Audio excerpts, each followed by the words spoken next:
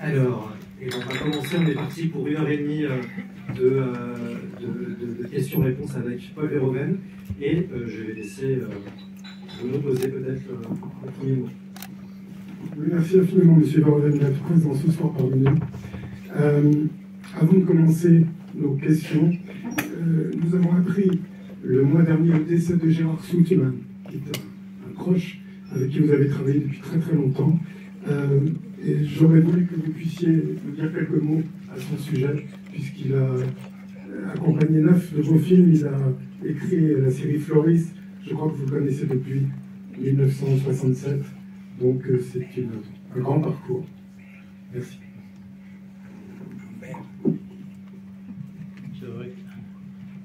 Vous avez demandé quoi? Oui. Gerard Soutman, who died recently. This is something we've heard. And we have worked on a lot of films with him. Could you tell us a bit more about this man and the collaboration? Yeah, I can do that. Is that interesting? Obviously, I think.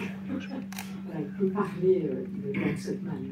Well, we knew each other when we at the university, and we did history. I did mathematics, and then there was something to be fed, something like that, and I met him there.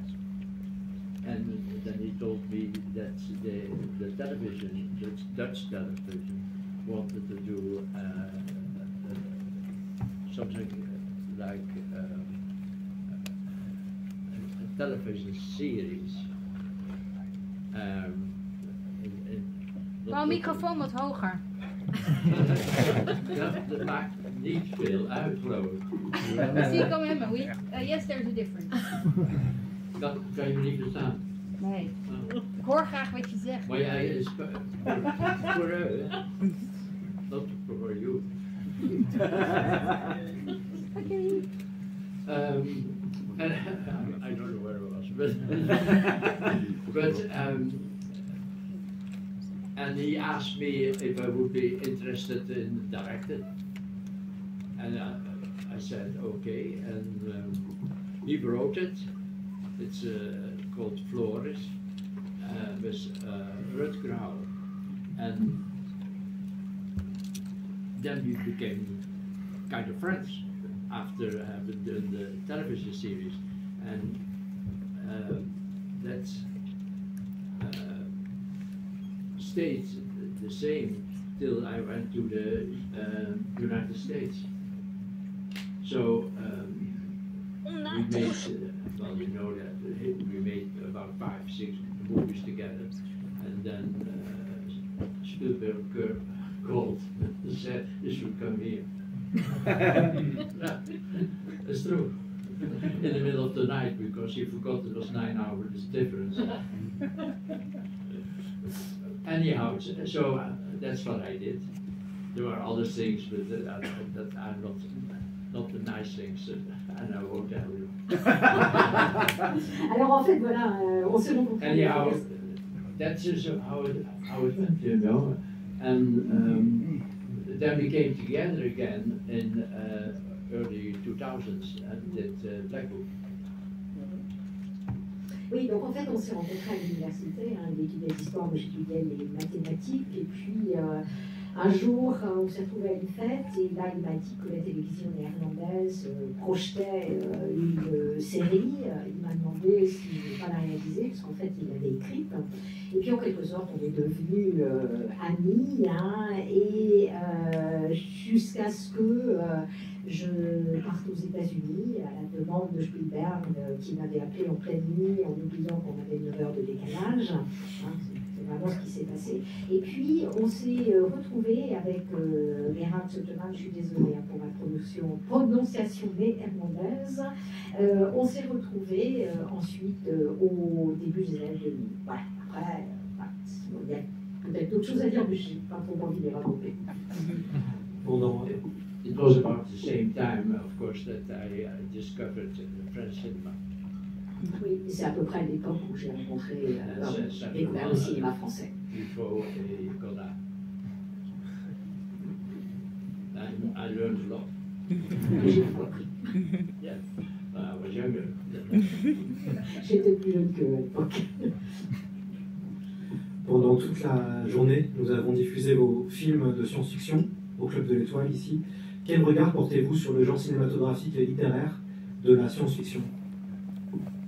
So today we projected a real sci-fi film. How do you see sci-fi as a genre? Yeah, genre. Yeah. Yeah, well, everybody thinks so, isn't it? Yeah, this is different from normal life. Ouais, c'est un genre bien sûr différent de la Nothing vie of it is réelle. true. Rien n'y est vrai. But you can bring real things inside, secretly, like Jesus walking on the water. That I did in ROBOCOP. That was the plan. There was water there, and we put the rails underneath the water a little bit like this, and then ROBOCOP developed is walking on that rail that is not visible. And for me, that was Jesus' work. And the American Jesus is walking on water, and he's going to kill. That was the idea. Oui, et ce qui est bien avec la science-fiction, c'est qu'on peut quand même mettre quelque chose du réel, de manière un peu cachée, puis c'est ce que j'ai fait en fait. On peut même mettre Jésus marchant sur l'eau, comme je l'ai fait dans ROBOCOP, et voilà, ce Jésus américain qui marche sur l'eau et puis qui tout d'un coup va se mettre à tuer des gens. Oui. C'est tout. Justement, Monsieur Verhoeven, comment, avec le recul, analysez-vous la popularité de ces films ROBOCOP, Total Recall, Starship Troopers, qui maintenant sont devenus des films cultes et qui, en fait, décennie après décennie, sont sans cesse redécouverts par de nouvelles générations. Est-ce que vous ressentiez ceci quand vous les avez tournés, que ce serait possible?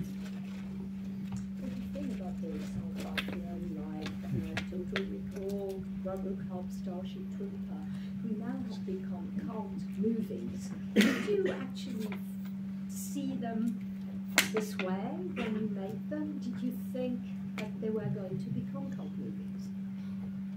No, you never think that, I think. But it was more that I didn't dare to do a real American movie, because I didn't know the United States in any way, and so doing science fiction, which is anyhow not true in general, I thought I can do that, but I cannot do something normal. It was not that I liked the science fiction, but it felt like a good protection against the fact that I did not know the American people. So I was hiding behind science fiction. Oui, on pense d'abord jamais qu'un film va devenir un film culte. C'est tout simplement. J'ai fait les films de science-fiction tout simplement parce que j'osais pas faire un film qui soit un vrai film américain, parce que je connaissais pas suffisamment les États-Unis, je n'aimais pas particulièrement la science-fiction, mais c'était d'une certaine manière un peu comme une protection. C'était quelque chose derrière lequel j'ai pu me cacher parce que ma méconnaissance des États-Unis ne me permettait pas, en fait, de faire un film réaliste sur ce pays-là. That's true, yeah. Yeah. That's it. Paul Verhoeven, comment vos souvenirs de la Seconde Guerre mondiale, que vous avez connue enfant, ont structuré votre cinéma?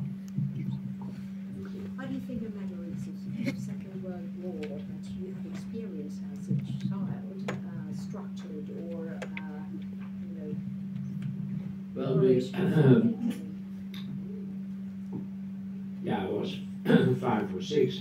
I remember that I was with a friend, as a child, in fact,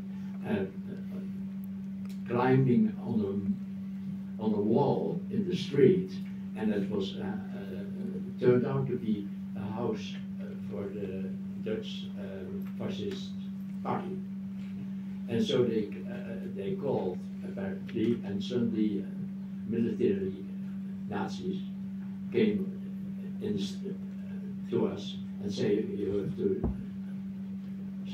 get out of the wall, turn your head out to the wall, and we go to shoot you. He and my friend, yeah, my friend and I. And I peed.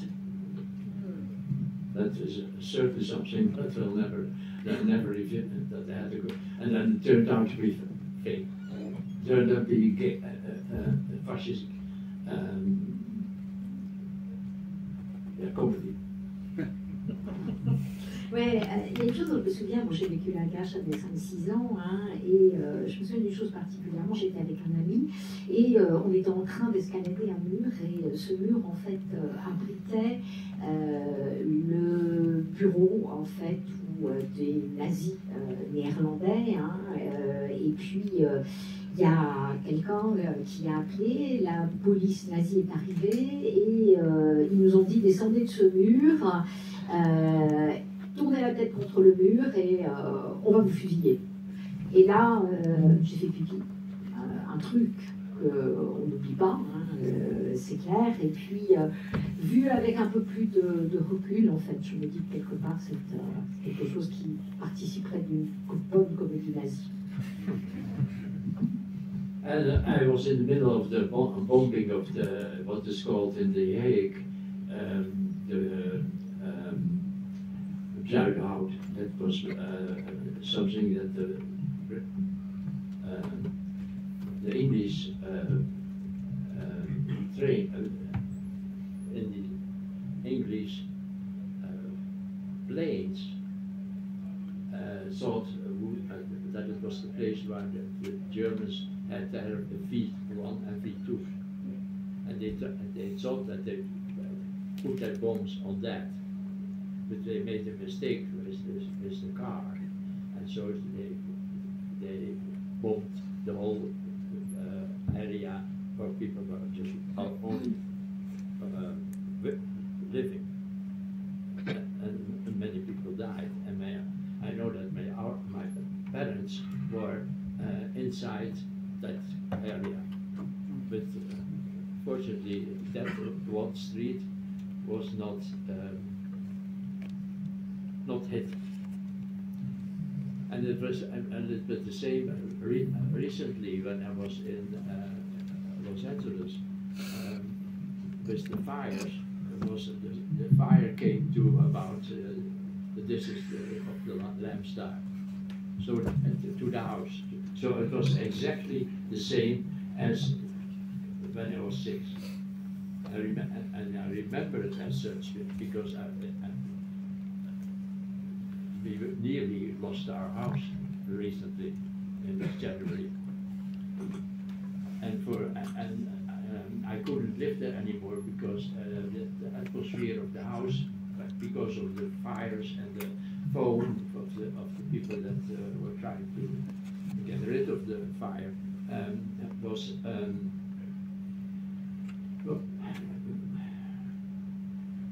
Toxic. Yeah, it was toxic. Yeah, I was looking for a better word than toxic, but our house was toxic. Yeah, we couldn't live there. And so I escaped for some time to Holland. And it's only 2 weeks ago that they told me that my house is saved and safe now. But I couldn't go there. So it was twice in my life, when I was 6 and and now 86. But it was not pleasant. Certainly not in Palisades, where I'm living, Pacific Palisades. that has a lot of famous people live there. Yeah.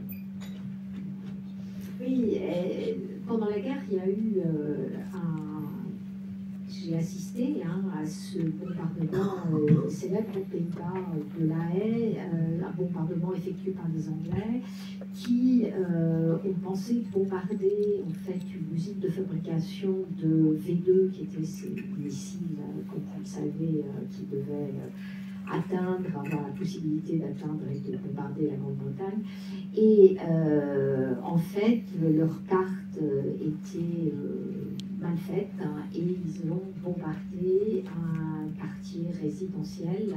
Beaucoup de gens sont morts. Mes parents se trouvaient dans ce quartier-là et miraculeusement, la rue où ils étaient n'a pas été touchée. Et des années plus tard, très récemment, à Los Angeles, notre maison a de peu échappé aux grands incendies qui ont ravagé la Californie. La maison étant où je me trouve et l'incendie s'est arrêté là où se trouve la cabine de projection au fond de la salle. Donc pour moi exactement le même phénomène que quand j'avais 6 ans. Et c'était miraculeux que notre maison en janvier dernier échappe aux flammes, mais on n'a pas pu en fait y retourner en raison des fumées toxiques et puis de tous les produits qui avaient été utilisés par le pompier.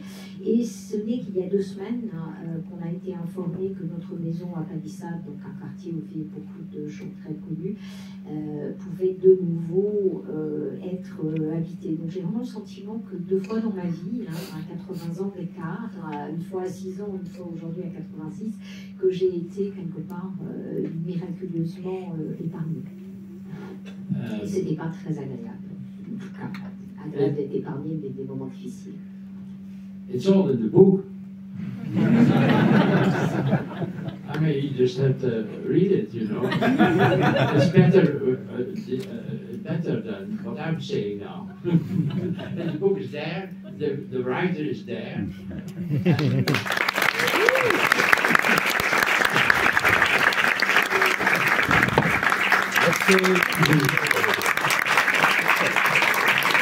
Alors tout ça, vous le trouverez dans le livre, dit avec une bien belle manière que ce que je suis en train de vous dire actuellement, par l'auteur qui est là, qui vient de se lever, et de vous dire merci. Il va le lire. Well, so I'm not so sure that we should do the whole book here. But perhaps we should talk about the things that are not in the book. Yeah, Sharon Stone, yeah.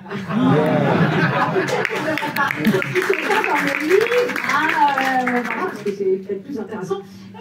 Sharon Stone, dans le fait. Yeah. Sorry, are you drinking? The 4 of you should drink more. Oui, yes, you should. Okay. Or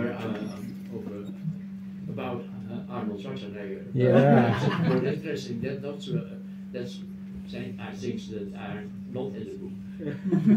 Alors peut-être qu'il y a aussi des choses intéressantes sur Arnold Schwarzenegger, des choses qui ne sont pas dans le livre. Yeah, so but you can ask what you want. Justement, Monsieur Verhoeven, par rapport à tous ces grands acteurs et actrices que vous avez dirigés, Arnold Schwarzenegger, Michael Douglas, Isabelle Huppert récemment, quel type d'acteur vous convient le mieux? C'est-à-dire, préférez-vous les acteurs techniques ou les acteurs instinctifs? If you think about all the great actors that you've directed, up to Isabelle Huppert, what do you like best? Do you like method actors or people who I don't know the difference. Ah oui, voilà, il ne fait pas la différence en fait entre les acteurs à l'instinct et les acteurs de la méthode, donc acteurs studio à l'origine, c'est de Stanislavski. Okay. But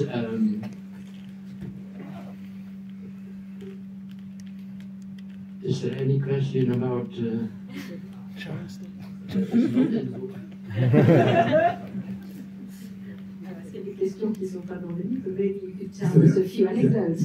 Le livre est extrêmement complet, j'ai eu le privilège de le lire avant l'assistance qui est là, c'est un livre incroyable, c'est-à-dire que ça va au-delà même des questions, il y a des questions auxquelles on n'avait pas pensé, auxquelles le livre répond, c'est un livre extraordinaire. Vous parlez dans ce livre d'ailleurs, il y a beaucoup de choses par rapport à votre rapport justement avec Sharon Stone, qui était une actrice inexpérimentée, que vous aviez dirigée dans Total Recall, elle a un petit rôle, le rôle de la maîtresse de Schwarzenegger. Et il semble que ça a été difficile pour Michael Douglas de voir que vous consacriez énormément de temps à Sharon Stone, alors que lui, qui est un acteur accompli, réussissait ses prises, enfin, une ou deux prises suffisaient. Et il semble que vous ayez dû vraiment faire beaucoup de travail vis-à-vis de Sharon Stone. Pouvez-vous nous donner quelques détails supplémentaires, si c'est possible? So the book is incredible. It's extremely complete. There are so many details that, in a way, answers all the questions. So if I speak about Sharon Stone, she wasn't a very experienced actress when you gave her a small part in Total Recall. And then I heard or read that when we did Basic Instinct, Michael Douglas found it quite difficult that you were spending so much time with her or making her work while he was doing it in 1 or 2 takes only. Is it true? I mean, how was it? No, that's the truth. Just the truth. Yeah, sure. Yeah, he didn't like that. Especially when I did something with Sharon myself to instruct her. And he came to me because it was about her getting out of the bed and whatever. And then Michael said, if you touch that woman, Sharon, if you touch her again, I will leave. Oui, alors c'est vrai que... I brought her there and said, let's do this, and which was nice, but anyhow. Oui, donc effectivement, Sharon Stone n'était pas très expérimentée, donc il a fallu que je lui montre comment elle devait jouer, comment elle devait être, bouger son corps, donc notamment sur une scène où elle devait sortir du lit, et à un moment donné, Michael Douglas m'a dit, si tu la touches une fois de plus, j'arrête, je m'en vais.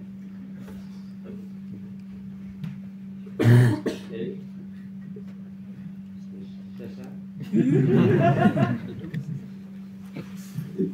Et une dernière chose par rapport à Basic Instinct, par rapport à cette scène mémorable auquel nous pensons tous, où Sharon Stone fait un croisement de jambes qui a marqué le monde entier. Il semble que ce soit une expérience que vous ayez vécue avec un ami aux Pays-Bas en 1958, où cet ami vous a désigné une jeune femme qui avait l'habitude de ne pas porter de sous-vêtements et de faire ce genre de numéro dans les cafés ou ce genre de choses. Et cette réminiscence vous aurait amené à en fait proposer cette idée lors du tournage. Est-ce vrai? If we speak about Sharon Stone, everybody thinks about this memorable moment when she crosses her legs, right? And I'm only repeating. And basically, in the book, it says that this scene was inspired to you by a souvenir from 1958 when a friend of yours had shown to you a woman who was used to do this kind of leg crossing wearing no underwear. Was this true or not? Yeah, that's all true, yeah. Yeah. The girl was she was somewhat older and than we and my friends, but when she came to the party, but not only one, but several parties, and she did that. And my friend, he was more audacious than I, went to her and said, "Do you know we see your vagina?" And she said, "Oh, yeah, of course, that's why I do that." Oui, alors elle était plus âgée que nous. Hein, No, that was the story. That was the story. So that is true. This. There was even now she died, but a couple of years ago she confirmed. She was had an article where she told in the paper that it was all true, that she did that, and that my friend was coming to her to warn her, and that she had to laugh because it was he didn't understand that she did it on purpose. And so that story I told her when I had dinner with Sharon. Yeah, I had dinner with Sharon, and I told her that story. It was not in the script. And Joe Esterhaus did not do that, write that. And I told her that story. And then I said, "What if we do this?" And then she became very enthusiastic, devilish, I would call it, and say, "Yes, we're going to do that." And we did. I mean, we sent all the mails out. They were in the scene. There's, I believe, 4 male people, and we did it only with the cameraman and the scriptwriter, the script girl, but we were 3, and then we did these 2 shots, and she had no problem with it, you know. In fact, she gave me her panties before she took them out, and then when she took them out, she said, "It's for you." And I gave it to my kids. Alors oui, cette anecdote, cette femme aux Pays-Bas était plus âgée que nous et effectivement, elle nous fait ça dans plusieurs fêtes. Hein, et mon copain qui était plus audacieux que moi, plus osé à l'époque, est allé la voir en lui disant « Mais est-ce que vous vous rendez compte que lorsque vous faites ce mouvement-là, sans culotte, on voit votre vulve ?» Et elle lui a dit « Mais évidemment, c'est bien pour ça que je le fais, quoi. » Et quelques années plus tard, hein, il y a même eu, elle est morte maintenant, cette femme, et quelques années plus tard, il y a même eu un article dans un journal où elle racontait ça, et en disant que c'était tout à fait vrai, hein, et ça faisait beaucoup rire quand même à l'époque. Cette histoire, je l'ai racontée à Sharon Stone, en fait, quand on a commencé à travailler, c'était pas du tout dans le script, hein. Et je lui ai dit, mais et si on faisait ça? Et ça l'a absolument enthousiasmée, hein. Il y avait en elle un petit je ne sais quoi de diablesse, et on a en fait fait cette scène juste avec, en présence de 3 personnes, hein, le caméraman, la script et moi, et d'ailleurs Sharon Stone, avant qu'on tourne la scène, m'a donné sa petite culotte en disant bah, tiens, ça c'est pour toi, et en fait moi je l'ai donné à mes gosses. Yeah, so that after that I think now she tells a little bit more that she didn't know it. She didn't know that I did shot made that you could see the vagina. But of course the camera see it. How can you miss that? There's a wider shot. There's this, and the other shot is that's it the other way. But I think, or something like that. But it is that there's 2 cameras, and especially with the close camera, really. The vagina there and the camera here. So you cannot if you study these two shots, you realize that she knows. She loved it at that time. Later, people said to you, you can get an Oscar, but the shot has to be taken out of the movie. Her ambience when they saw the movie for the first time. And then she came to me and said, yeah, we have to elevate, take that shot out, two shots. And I said no.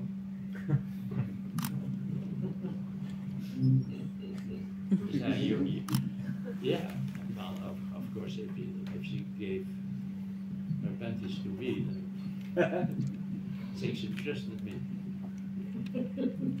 What you see is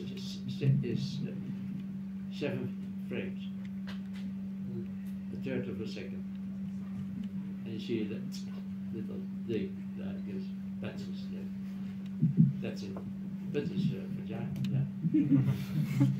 Oui, alors aujourd'hui, hein, elle a tendance à dire qu'elle ne savait pas. Si vous regardez effectivement les plans, ces deux plans, si vous les étudiez, il y a 2 caméras qui ont tourné, mais celle qui effectivement saisit sa vulve, elle était, il vous a montré la distance, hein, extrêmement proche, et c'est vraiment 3 tiers de seconde, donc c'est vraiment, enfin c'est 1 tiers de seconde, pardon, c'est vraiment pas très long. Mais c'est suffisant pour que effectivement son anatomie soit révélée. Et puis il y a une autre anecdote, il y a lorsque le film a été vu par les gens de l'académie, comme on dit, américaine, hein, les professionnels du cinéma, des gens ont dit ah mais tu pourrais avoir un Oscar, mais par contre il faut absolument enlever ces 2 plans. Donc elle est venue me voir, elle m'a posé la question, et puis j'ai dit non, bien sûr. Hein, voilà, et en considérant que de toute façon, si juste avant la scène, elle m'avait donné sa petite culotte, c'était parce qu'elle me faisait confiance. Voilà. Yeah, that's really the story. And we are still friends. And we tried to do Leni Riefenstahl, a movie about Leni Riefenstahl. You know who Riefenstahl is? The woman that was never part of the Nazi party, in fact. But was the beloved director of Adolf Hitler. So we want to make and at that time, the Riefenstahl was still living, and she heard of the project and about her, and then she said, "Yeah, okay, you can do that, but the woman in the movie has to be Sharon Stone." Interesting. For Riefenstahl, eh? Yeah, this is not in the book, eh? Now you tell me. That's a real secret. No, and I'll leave some points out. Yeah. Oui, alors on est toujours amis avec Sharon Stone, hein, et d'ailleurs on a essayé de faire ensemble un film sur Leni Riefenstahl, hein, vous voyez tout ce qui est Leni Riefenstahl, hein, la réalisatrice chérie d'Adolf Hitler qui m'a appartenu au parti nazi, donc réalisatrice du fameux Triomphe de la volonté. Au moment où on a ce projet, enfin où j'ai ce projet, Leni Riefenstahl est encore vivante, elle va en entendre parler, et elle me dit bah, ok, mais la femme qui me joue, ça doit être Sharon Stone. Voilà. Donc quelque chose qui n'est pas dans le livre, voilà, Bruno a confirmé, et l'auteur également, voilà, et vous avez vu que Paul Verhoeven était très très content d'avoir gardé des choses encore à nous révéler. But nobody wanted to put money there. No, so we couldn't make it. There was no. Americans were very much. C'est un film qu'on n'a pas pu faire, en fait. Hein. Les Américains n'avaient pas beaucoup d'idées. Yeah, there's a lot of. I mean, she's interested. Shannon's interested. Yeah, ouais. Et c'était amusant de caresser cette idée-là parce que Charlotte se trouvait quelqu'un d'intéressant. But on her best, really, when she's evil. Et là où elle est le meilleure, c'est quand elle est magnifique. Paul Verhoeven, qu'est-ce qui vous semble primordial dans la création d'un film? What is key for you in the what is key, what is most important for you in the making of the film? What is the most important? When I was in the military at that time, you had to be 2 years, and I made a movie about the Dutch Marines, and that's went very, very well, and a little bit James Bondy, like the James Bond movie with a lot of that, and then after that movie was done, and my time was up as a military. Then what happened then? Well, that was the moment I decided to leave mathematics and go film. So I'm very thankful for the Dutch Marines.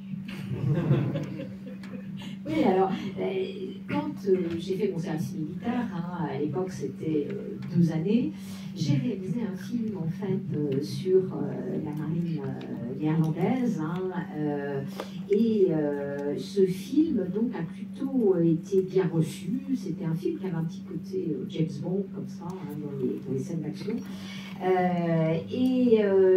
C'est une fois que ma période de service militaire a été terminée que j'ai vraiment décidé d'arrêter les mathématiques pour me consacrer au cinéma. Alors c'est l'infanterie marine, Aircorps Mariner, qui est disponible sur YouTube, que je vous encourage vraiment à voir, qui est un film de 65. Et quand on voit la séquence du débarquement sur la plage, on pense vraiment à Starship Troopers. Marines disembarking on the beach, it really makes you think about Starfish Trooper. Yeah, but also about, let's say, the landings of the English and Americans in Normandy. Yeah. Oui, bien sûr, et aussi évidemment au débarquement des Américains. Explosives, we had explosives, but not what happened there. But no, it was really, I copied that. The Normandy landings. C'est vrai qu'en fait, hein, ce qui m'a vraiment inspiré, c'est le débarquement en Normandie, même si nous, bien sûr, on avait un petit peu moins d'explosions. Mais ça a fonctionné. So what is key? What is most important when you're making a film? What is the most important thing when you decide to make a film? Probably the actors. Probablement les acteurs, donc, c'est la chose plus importante. A certain amount, really, when you work with Isabel Hubert, I've never seen an actor so great and bringing so much to the set that I had not even thought about, and integrating that in her acting. I think for me, Isabelle Hubert is a category on her own. I don't know any actor or actress that can do what Isabelle has. The character that she has in Elle is really iffy, but you go for it. And I think Yeah, I think for me, Isabel is the most gay, how you call it? Well, the best actor or actress that I ever met. Yeah. Ouais. We still have been trying to do a second movie, but that has not happened. Oui, alors, les acteurs sont la chose la plus importante, hein, particulièrement quand on travaille avec quelqu'un comme Isabelle Huppert, elle est absolument formidable. C'est quelqu'un qui apporte tellement, en fait, au moment du jeu sur le plateau, y compris des choses auxquelles on n'a pas du tout pensé. Hein. Elle a vraiment cette capacité d'un jeu qui vraiment vient du plus profond d'elle. Hein, et c'est une catégorie particulière d'actrice. Il n'y a personne d'autre qui est comme elle. Le personnage de elle, par exemple, est un personnage extrêmement complexe. Et vraiment, on la suit dans ce personnage jusqu'au bout. Hein, et c'est vraiment la meilleure actrice avec laquelle j'ai jamais travaillé. Et on essaye de faire un second film, mais jusqu'à maintenant, ça ne s'est pas produit. Vous êtes un deux, ça marche. Vous êtes un réalisateur qui a été très souvent critiqué par la presse lors de la sortie de vos films, pas seulement aux Pays-Bas, mais également aux États-Unis. Je pense aux Pays-Bas aux réactions pour le film Spatters, où les réactions ont été terribles de la presse et de groupes, comment dirais-je, motivés, mais également aux États-Unis, notamment par rapport à Showgirls. Des années plus tard, ces films sont réhabilités. Quel est votre sentiment vis-à-vis de la critique en général? So, you have been rather ill-treated. You have been really ill-treated, badly treated by the press. You know, there are films like Skeeters, Showgirls, or even Starship Troopers. Some are not really, you know, they haven't been very nice with you. Well, yeah, this is what he said, because now those films, you know, are really considered cult movies and they have been seen differently. But what is your general feeling about film critics? Well, I love them when they think that I'm great. Je pense que je suis formidable. But otherwise, I don't need that. Sinon, je n'ai pas besoin de. No, the Dutch journalists have accepted that have never been very nice to me. No. Oui, en effet, la presse néerlandaise, à l'exception de mon biographe ici, a généralement, la presse était très gentille avec moi. Spielberg, who had called me to say, you should not stay in Holland, come to me to the studios and introduce you. And then after seeing Soldier of Orange, which is 1978 or something, and a Dutch movie, and just before that we finished Spatters. And so I said, oh, that's interesting because I have a new movie. And I said, well, come. So I came, and then we gave him the movie. That didn't work. They were walked out. The people that, when Spielberg was looking at it, they walked out as protest because it was so dirty. Spattered, yeah. Oh yeah, of course, there's some things happening there. I don't know if you ever saw it, but that was the end of my love story with Spielberg. Ouais, alors voilà, Spielberg, c'est vrai que la presse néerlandaise a été très gentille avec moi. C'est une raison pour laquelle Spielberg m'a téléphoné en me disant que je devais bien quitter les Pays-Bas et puis venir travailler dans un studio. On avait ce projet en fait en 1978, alors c'est Soldats, je pense, je ne sais pas quel est le titre exact de ce film. Soldat van Oranje en néerlandais. Ouais. Soldiers of Orange, généralement. Oui. D'accord. Et donc, on avait juste fait Spectre juste avant, et on a donné le film en fait à Spielberg, et les gens ne restaient pas, parce que je ne sais pas si vous avez déjà vu le film, il y a des scènes qui sont un peu difficiles, voilà, et donc ça a été un peu la fin de mon envie de travailler avec Spielberg, de la possibilité qu'on avait de travailler ensemble. On a beaucoup critiqué votre attrait pour le sexe et la violence, mais est-ce que le sexe et la violence ne sont-ils pas le moteur de votre création?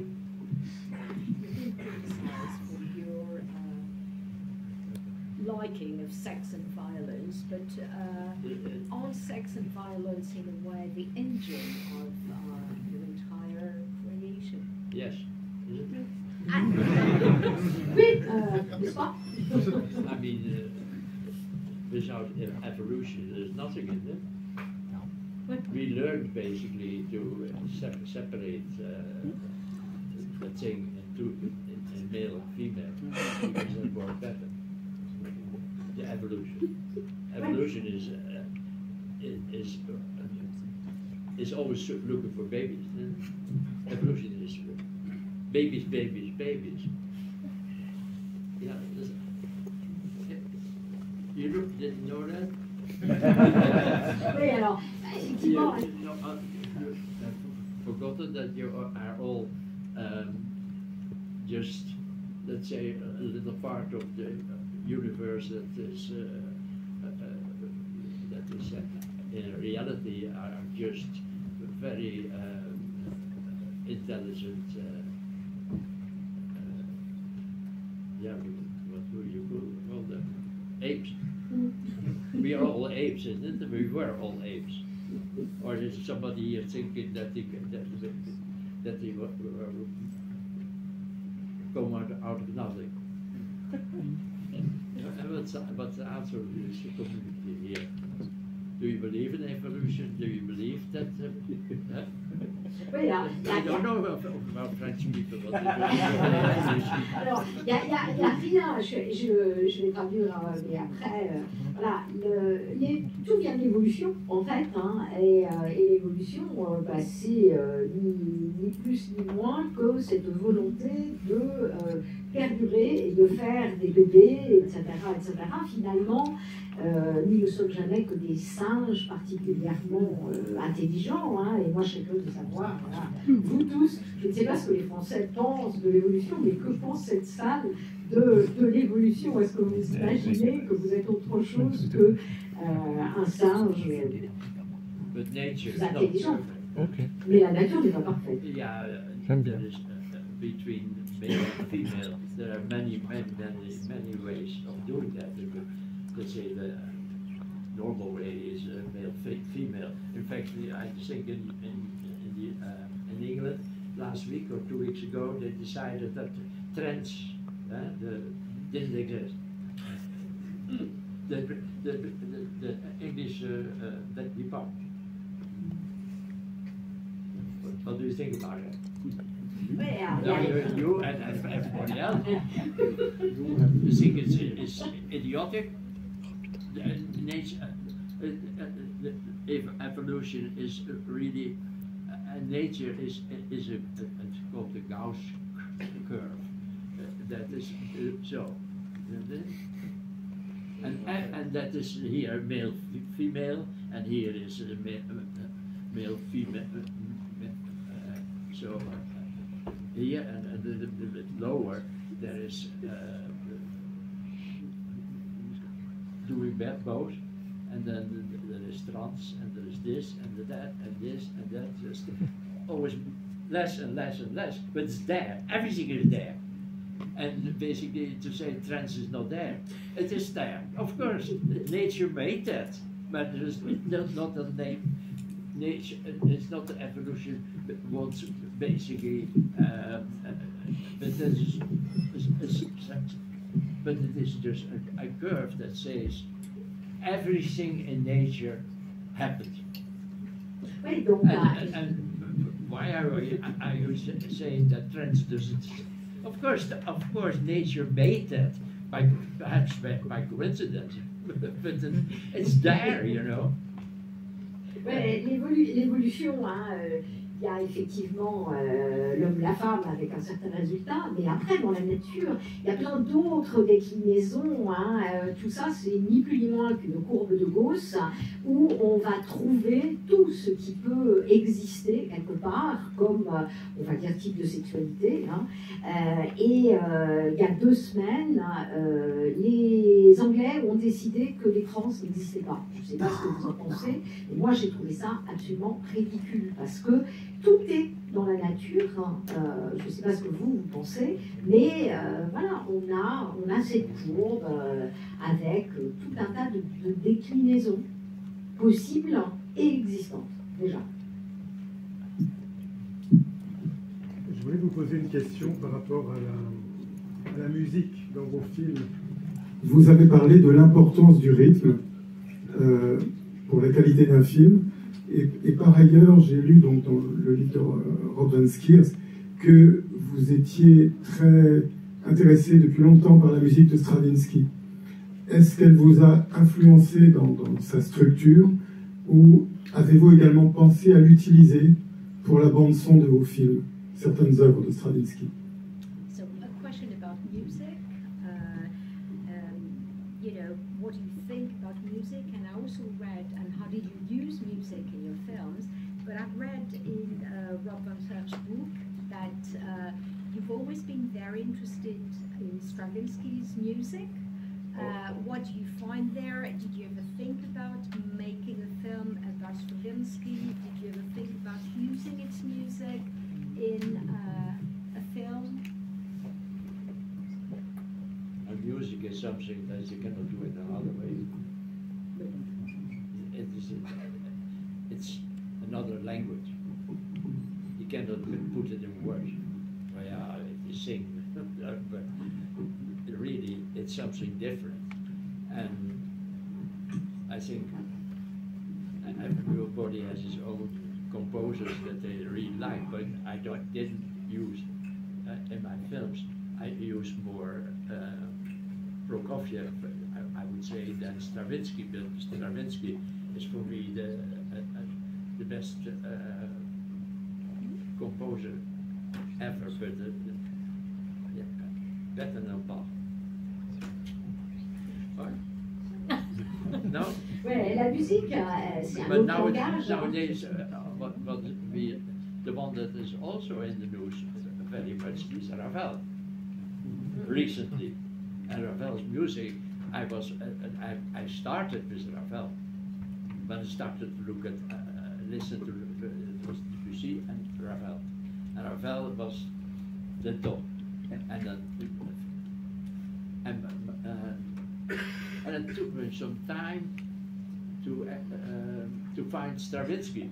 Took me, I didn't know it and whatever, and then but when I hear now on the television, there's a lot of Ravel.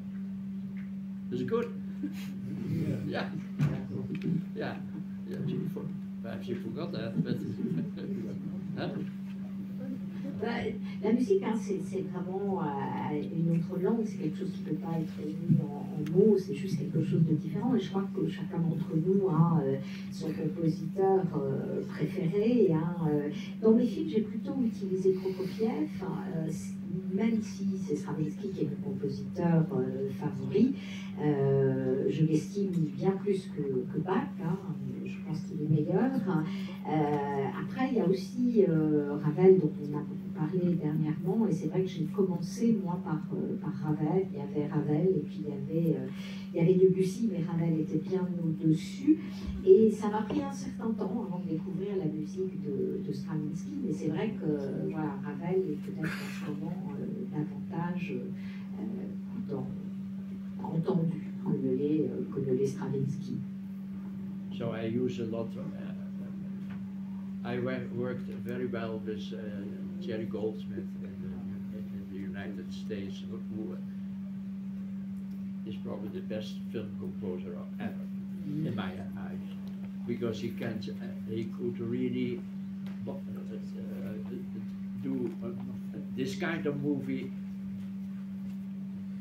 or that kind of movie, or this kind of movie.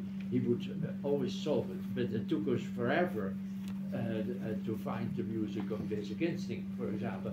On Total Recall, that he also did, that was no problem at all. The first notes and it was clear, and I never had to look at it. And he came to the studio, and it was perfect. The Basic Instinct, he came to me and said, "I have this," and I thought it was bad. And then so we talked and this and that. Then I said, I'll try. And I passed by a week later, and he had something new, and it was not good. And he was, of course, a very, very important and well-known composer in Hollywood. And I didn't dare to go to him anymore and say it's not good, but I did it anyhow. So, and then after 3 or 4 times, I said, well, I don't know what to do. And then he showed me something. He said, well, I have something new. And it was after a month or two. What about this? Yeah, it was with the computer already, I think. So the piano played, and or perhaps the orchestra was also in the computer already, and it didn't work. But you can find out. You take the music, put it under the images, and put them together, and look. Then everything changes. The music can do with your images, point them out in this way, that way, or whatever. And it didn't work. And then, by coincidence, I said, well, why would we not have this music that doesn't work, but put it under in another scene? And that worked. And then basically he composed within a week. They said, we got it. And the music is really good.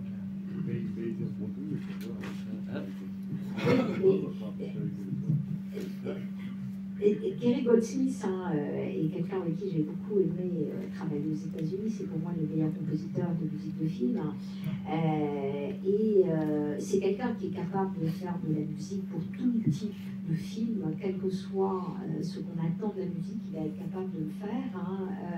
C'est marrant parce que la musique de Total Recall, il a trouvé quelque chose de satisfaisant très très vite, ça a été simple.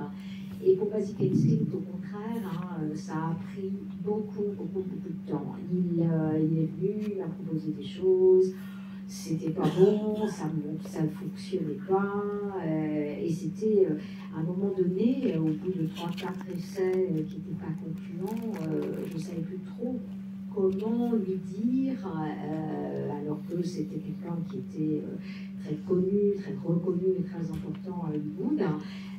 Finalement, je lui dis quand même que ça ne marchait pas. Ça s'est étalé sur un mois ou deux. Et finalement, il m'a remontré encore quelque chose. Alors, je ne sais plus très bien si c'était juste du piano, quelque chose qui était déjà orchestré. Mais là, on réessaye encore. Donc, c'est une question, bien sûr, de mettre la musique sur les images et de voir ce que ça donne, de trouver une correspondance entre les mesures et ce qui se passe à l'écran. Et puis, ça marchait toujours pas. Et à un moment donné, je me dis, écoute, peut-être on pourrait essayer de mettre cette musique-là sur une autre scène. Et là, tout d'un coup, ça a fonctionné. Et quelque part, ça a été le point de départ, l'étincelle dont il avait besoin. Et après, il a composé toute la musique en une semaine. Alors, cette question pour vous, elle m'a été posée par une spectatrice qui est présente dans la salle. Vos personnages féminins ont toujours été forts et même source d'exemple pour la jeune fille que j'étais. Dans Starship Troopers, une femme est aux commandes de son propre vaisseau. Dans Total Recall, la femme d'intérieur parfaite n'en est pas vraiment une. La prostituée du film est une combattante et vous avez même mis à l'écran une femme en situation de handicap très badass. Où avez-vous trouvé l'inspiration pour ces personnages féminins? So, What movie? 3 of them. It was an example of the strong character that you give to the women in your film, right? And in Starship Trooper, a woman is actually head of a spaceship. In Total Recall, this housewife is not as perfect as she seemed to be as an housewife, and there is a prostitute in another film that is a real fighter, and you even there showing a woman who was handicapped, who was in a way a very badass. So what inspired you to actually do these female characters of yours who are very strong? Yeah, but this is the question. They're very strong. Yeah, but what was your inspiration for these women, for these characters? Well, the girls in the, when I grew up and I was 5 and went to school, till I was 17 and later on the university, I always noticed that that those are mixed, isn't it? In France we were a bit late, but Holland we were very early by putting male and female in the same class. When I was a year in France,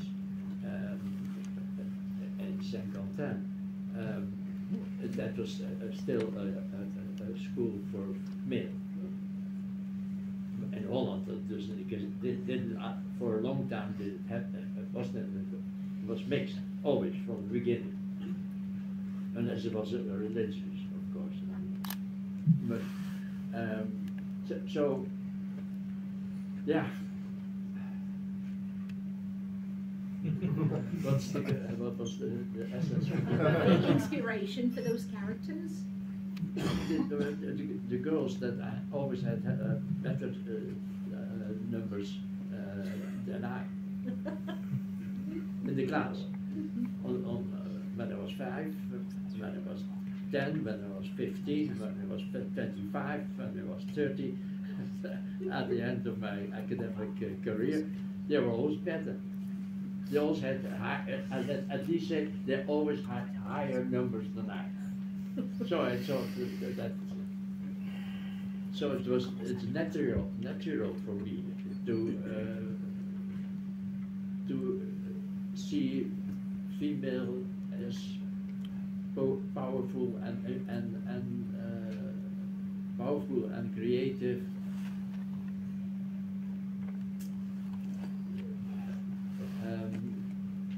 as men. Oui, ben, en fait, quand j'ai grandi, hein, l'école aux Pays-Bas, c'est mixte depuis toujours, à part pour l'enseignement, à part pour les écoles religieuses. Hein, en France, la mixité dans les écoles, c'est arrivé bien plus tard, hein, j'étais un peu en retard. Et quand j'ai passé une année en France à 50 ans, c'était dans une école de garçons. Une école mixte, ça n'existait pas. Et donc, pendant toute ma scolarité, en fait, hein, j'ai étudié avec des filles, que ce soit à tous les niveaux de l'école, et les filles, elles avaient toujours des meilleures notes.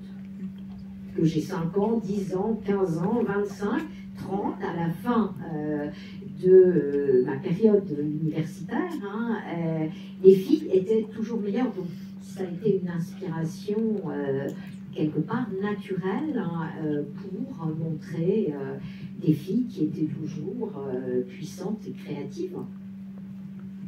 Yeah. Yeah, the male people here have to. What's your view in general about what is the audience thinking about the male self, the female thing? Alors, que pense le public, en fait, de cette question-là? Homme-femme, fille-garçon. Who thinks basically that female are better? Vous pensez que les femmes sont meilleures? No, but Qui pense que les femmes sont meilleures?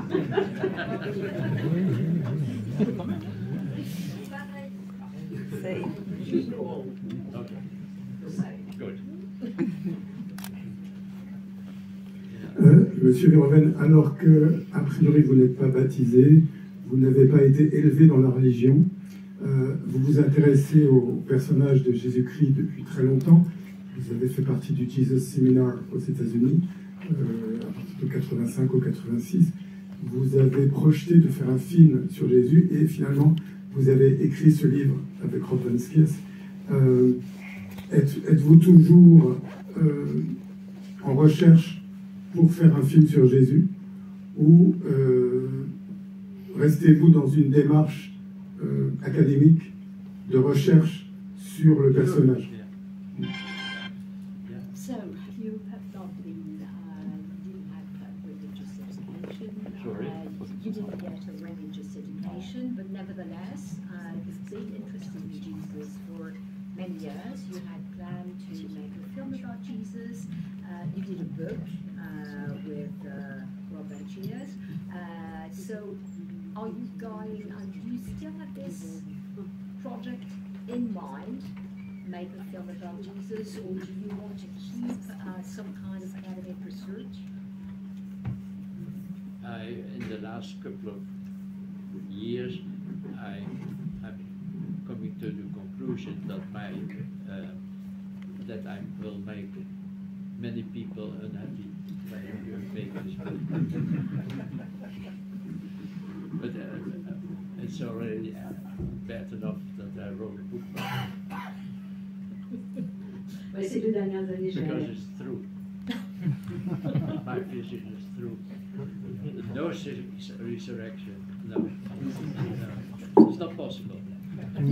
As a mathematician, I can tell you it's impossible. So that is fake. Yeah? What do you think what do you think here basically about resurrection? Alors finalement, évidemment, il y a ces 2 dernières années, quelque part, j'ai réalisé que c'était suffisant en fait, hein, d'avoir écrit un livre sur Jésus-Christ. J'avais déjà rendu pas mal de gens malheureux, ou pas contents, j'avais mécontenté pas mal de gens, et que si je faisais un film, c'était pire.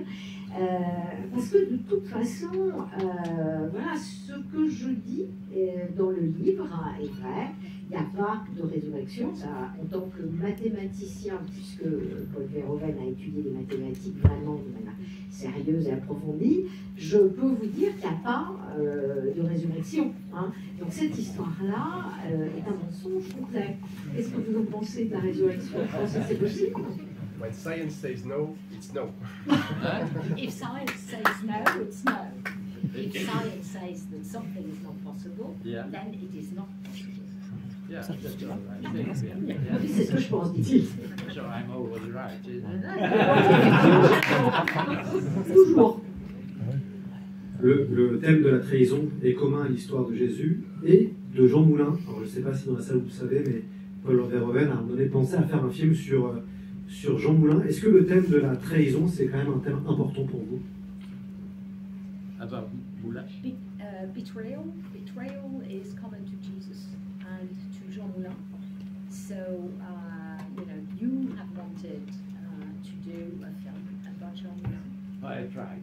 You tried. Yeah, sure. Would you still be interested? I studied him for several years in books. Yeah, every book of Moulin I read, and I thought was good, but I had the feeling that my producer was not so into that, in fact. But I think the story of Moulin has been done many times, in fact, especially for television. But I don't think it could be done in a really more realistic way, It could or It should be done. it should be done. Yeah, it should. But I'm not sure that anybody wants to do it. I mean, it's always a financial thing. If the money is there, the movie will be made. If the movie is not there, huh? The money is not there. No.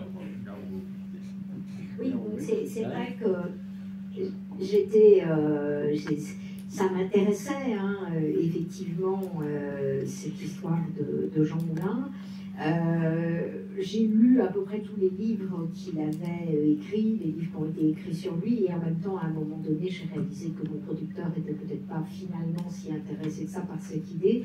C'est vrai aussi qu'il y a eu beaucoup de choses de faites sur Jean Moulin, particulièrement en télévision, et que c'est vrai que, voilà, quand on a l'argent pour faire un film, le film se fait, et si on n'a pas l'argent pour le faire, le film ne se fait pas. Je crois que cependant, l'histoire de Jean Moulin aurait mérité qu'il y ait un film plus réaliste qui soit fait dessus. La complexité de raconter l'histoire de Jean Moulin, c'est qu'il y a forcément un traître qui a vendu Jean Moulin, et dans les seules personnes qui auraient pu trahir Jean Moulin, tous sont devenus des compagnons de la Libération. Donc, voilà, ça veut dire que si on dit la vérité, il y en a un des anciens résistants et forcément quelqu'un qui a donné Jean Moulin, ce qui explique la complexité aussi peut-être de faire un film très réaliste, voire trop réaliste.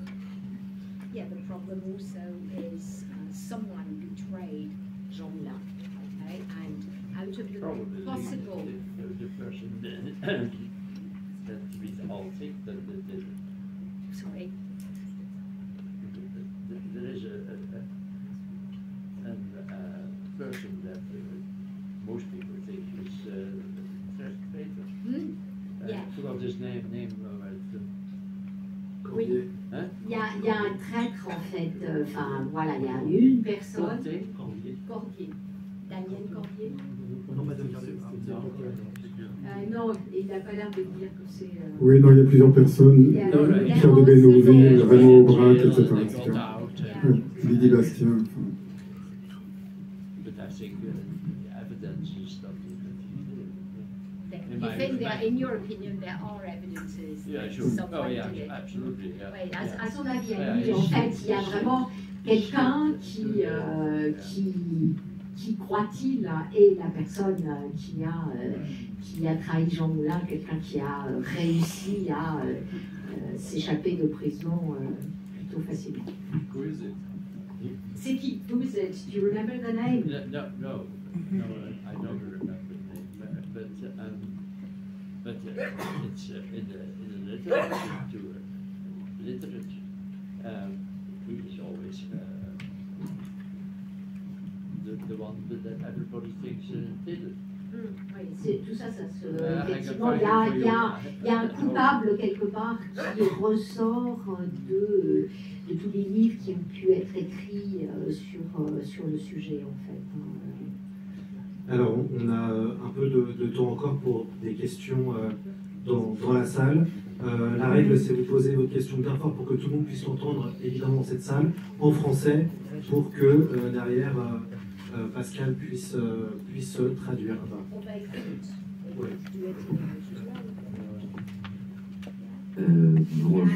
Bonsoir Monsieur Verhoeven, merci beaucoup. Je suis un peu ému. Voilà, je considère que vous êtes un des cinéastes les plus importants de l'histoire du cinéma, donc c'est vraiment quelque chose de très très fort de vous avoir si proche. Et une des choses qui me frappe le plus dans votre filmographie, c'est que c'est une filmographie à période. Vous avez une période hollandaise, une période américaine, une période française. Toutes ces périodes ont été très importantes pour moi et à mon avis, elles sont toutes d'une force très importante. J'ai une question un peu précise sur le passage entre la Hollande et les États-Unis. Quand on regarde vos premiers films, vos films de jeunesse, j'allais dire, en Hollande, c'est des films où on sent déjà une grande ironie, mais c'est des films qui ont quelque chose de beaucoup plus tragique, presque de mélodramatique, qui sont voilà, des films avec beaucoup de sentiments, en fait, quelque chose de très sentimental. Et à partir des États-Unis, il semble que l'ironie ait pris la place du reste, que vous soyez devenu vraiment un cinéaste plus ironique. Et du coup, ma question, c'est, voilà, est-ce que vous pensez que c'est le passage aux États-Unis qui... est-ce qu'il est impossible pour vous de faire des films sentimentaux, tragiques, aux États-Unis? Voilà. Merci beaucoup et merci d'être là et bravo, vraiment, merci beaucoup. So, well, hello. I'm very moved to have you so close to myself because I feel that you are one of the most important filmmakers of film history. You really have distinctive history. You have a period as a filmmaker in the Netherlands, you have a period as a filmmaker in the US, and you have a period in France as well, right? And for me, each of these periods is very important. But I have a question to ask you. To me, the Dutch film you made were very ironic, but at the same time, they convey a strong sense of tragedy, and they were sentimental in a way. And it seems to me that when you started making film in the US, the irony took over entirely. Do you think it wasn't possible anymore to do, you know, dramatic and more sentimental films when you were making them in the States? And if yes, why not?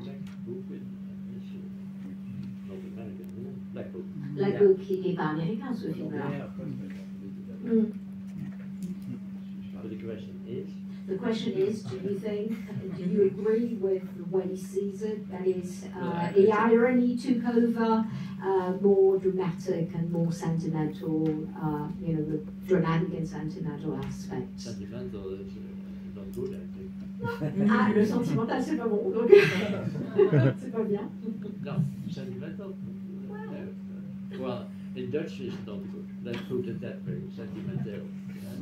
In French, it works well. Okay. Anyhow, no, it had to do with the fact that I didn't know anything about the United States, in fact. I was not interested in the United States ever. And I was much more interested through my father in France. And it was more that there were really difficulties in Holland with producers, screenplay writers, and the money that the government. So I had to, and then Spielberg saying, "Come here," and when I went to the United States, I felt that I didn't know anything about the United States, and that it was much better to do science fiction than something real.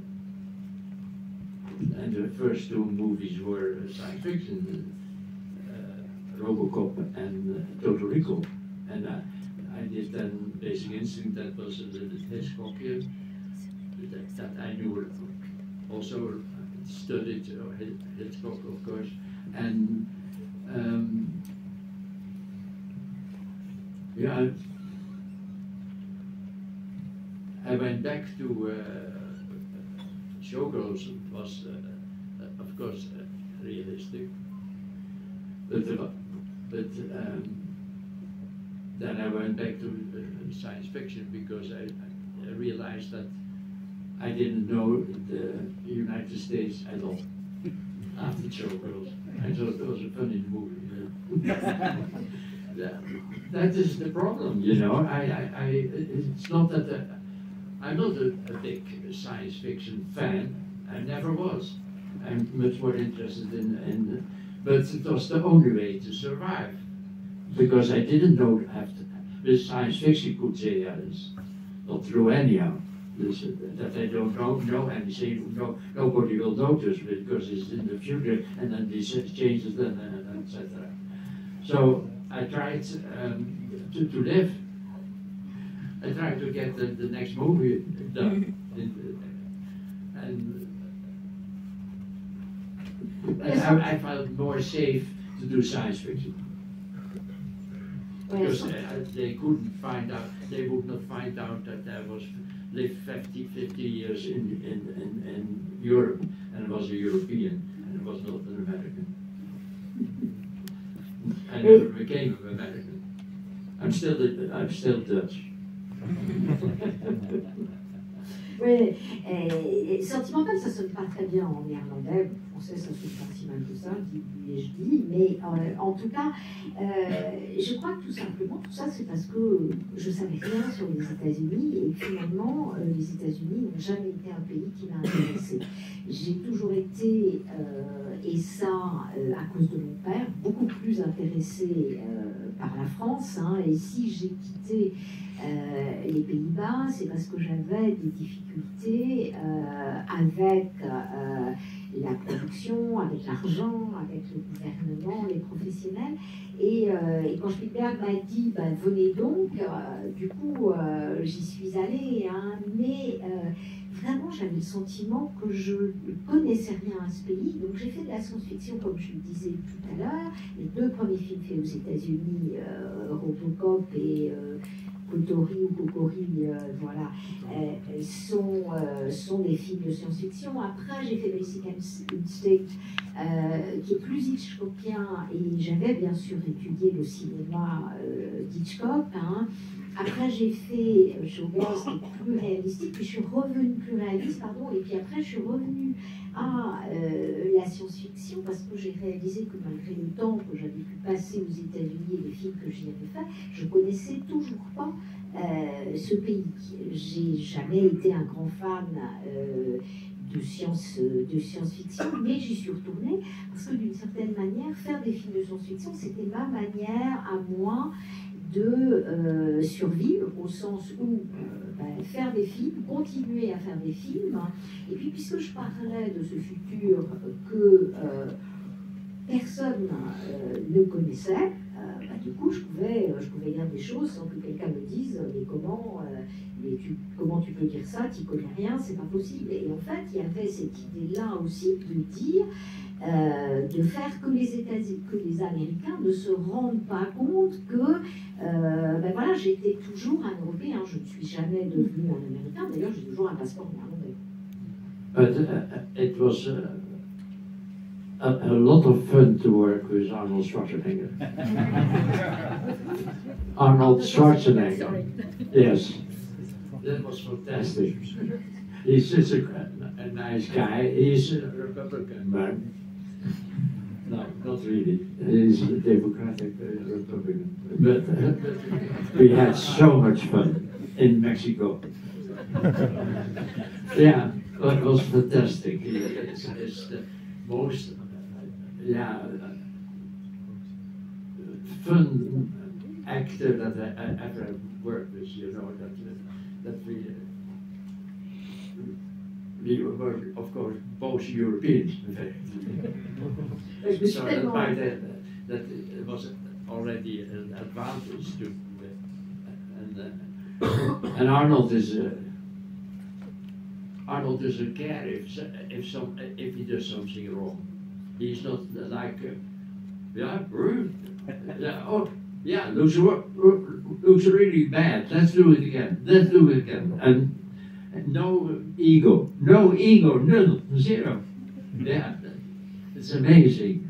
So I think my adventure was, we tried for years to make another movie together, the Crusades. And but ultimately the company, ROBOCOP, went into bankruptcy and it was never made. But that was would have been our second cooperation, but unfortunately that was not didn't happen. But Arnold is, I don't know what you think of Arnold, but I assure you that he is a really nice guy. Oui, Arnold Schwarzenegger, hein, c'est vraiment quelqu'un avec qui je me suis, vraiment quelqu'un de sympathique et de super. C'est un républicain, enfin c'est un démocrate républicain, mais qu'est-ce qu'on a pu s'amuser en fait au Mexique. Hein. C'est l'acteur le plus drôle avec lequel j'ai eu l'occasion de travailler. Alors c'est vrai qu'on est tous les deux européens, c'était un avantage. Hein. Et Schwarzenegger, s'il a fait quelque chose, s'il fait quelque chose et que c'est pas bon, il est prêt à faire encore et encore et encore et refaire. C'est vraiment quelqu'un qui n'a pas d'ego, rien. Hein. Et c'est vrai qu'on avait envie de faire un second film ensemble sur les croisades, et puis finalement la maison de production a fait faillite et ça s'est jamais fait. Je ne sais pas ce que vous pensez de Schwarzenegger, mais en tout cas c'est vraiment un chic. So this is a bit part of my question. This is like a crossover question between ROBOCOP and Total Recall. I heard that at first that Arnold Schwarzenegger was considered to play ROBOCOP, but he looked like too big to fit in the suit, so you took Peter Weller.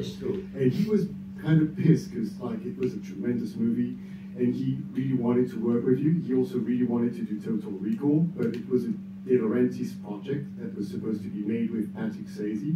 But when they went bankrupt, he made everything he could to get this project, but also to get you on this project. So I just wanted to know, how did he brought you into Total Recall? How did this happen? You understood? I saw. Juste rapidement, hein, voilà, summarize, hein, je résume, voilà. Donc, est-ce que c'est vrai que vous aviez envie, en fait, d'avoir Schwarzenegger comme ROBOCOP, mais que quelque part, il était trop musclé et trop costaud pour rentrer dans le costume, hein, voilà, donc ça c'est vrai, apparemment. Et puis, donc, après, Schwarzenegger s'est vraiment battu parce qu'il avait très très envie de travailler avec vous pour jouer dans Total Recall. Et moi j'aimerais en fait savoir comment il a réussi à faire que ce film se fasse, puisque au départ le projet était porté par une maison de production qui a fait faillite, ou un studio qui a fait faillite, et voilà, comment a-t-il réussi à faire repartir ce projet, et surtout comment il a réussi à faire que vous soyez le réalisateur de ce projet. What was the question? You do know what the question was. No, I forgot. How did Schwarzenegger manage to actually have Total Recall being rescued in a way, because it was his first project that the company got bankrupt, and then how did he manage to get you onto the project to make sure that you were going to direct it? If you remember. Arnold made sure. Yes, yes, but how did he do it? Do you remember? He fought very much, and how was that? Very simple. He said he had seen the ROBOCOP, and we had met in a restaurant and talked for 20 minutes because we were just European, and and based on the ROBOCOP, he demanded Arnold. I don't know Maria Casa.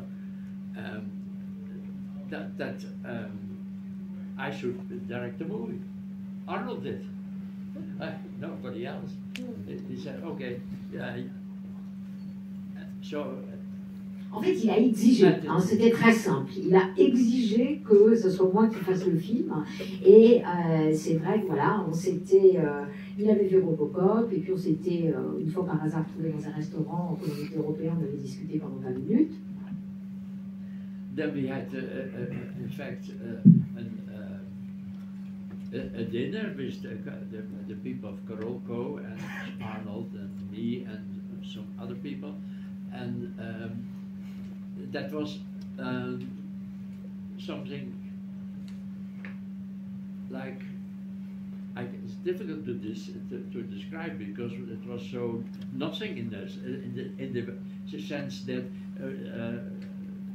Mario Caser asked, "Do you want to make this movie?" This is Paul Verhoeven. Arnold said, "Yeah, sure." And Paul, "Do you want to make this movie with Arnold?" "Yeah," said, "Yeah." "Oh, sorry, let's shake hands and you can start tomorrow." Next day. Amazing. Yeah. If you have Arnold on your side, you can get. Well, perhaps not anymore now, but at that time, basically everything that he wanted, he got. Oui, en fait. But in a nice way, not a mean man. Oui, on s'est retrouvés avec les gens de Gonco, Charles Nagarni, c'était et moi, pardon, c'était un dîner. Hein. Alors c'est difficile en fait de raconter ce qui s'est passé. C'est-à-dire en gros, Mario Caserra a dit à Schwarzenegger, voilà, est-ce que tu veux faire le film avec Paul? Et moi, il m'a dit, est-ce que tu veux faire le film avec Schwarzenegger comme acteur principal? Voilà, on a dit oui, on s'est serré la main et puis on a commencé le lendemain. Voilà, vraiment le lendemain. Et à l'époque, c'est vrai que quand Schwarzenegger voulait quelque chose, ça se faisait. Voilà. Peut-être plus maintenant, mais à l'époque, c'était le cas. Et puis, il exigeait les choses, mais de manière sympathique, parce que c'est un chic. Et ben, ça sera le mot de la fin. Je pense qu'on peut faire un tonnerre d'applaudissements pour M. Paul Verhoeven.